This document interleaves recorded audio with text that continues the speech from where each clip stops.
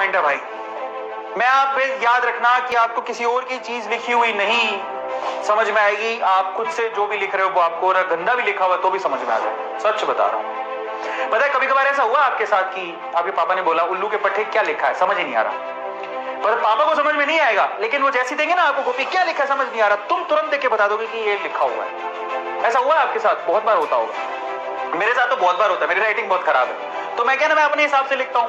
मैं ऐसे लिखता हूं कि बस वो सिर्फ मुझे ही समझ में आ सकता है। डॉक्टर को भाषा को डॉक्टर ही समझ सकता है या फिर वो कंपाउंडर समझ सकता है जो 60 घाट बना के बैठा हो। सो बेसिकली ना आपकी राइटिंग है, बेसिकली आप जो लिखते हो ना वो आपको समझ में आएगा।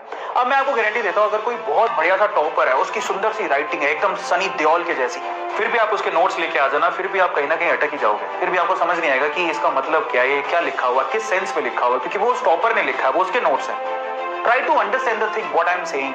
आपकी चीज आप बेहतर समझ सकते हो, इसलिए बेटर है कि आप अपने नोट्स खुद बनाओ, किसी के नोट्स कॉपी मत करो, किसी के नोट्स लेके मत आओ प्लीज। समझ में आ रहा है सब लोगों को? क्लियर हो गया सब लोगों को? और बहुत लोगों के साथ ऐसा पक्का होता है कि आप अपनी राइटिंग आप खुद ही समझ सकते हो, कोई और नहीं। वो पक्का आपसे पूछेगा तूने क्या लिखा है। समझ में आता है? इसलिए कहा जाता है कि अपने notes, self notes, formula sheet, flow chart, cheat code खुद बनाने चाहिए अपने हाथ से। आप कैसे भी लिखते हो प्लीज आप किसी और से बोरो मत करो, इसको खुद बनाओ, खुद से फोटोकॉपी मत करवा के लाओ, खुद बनाओ।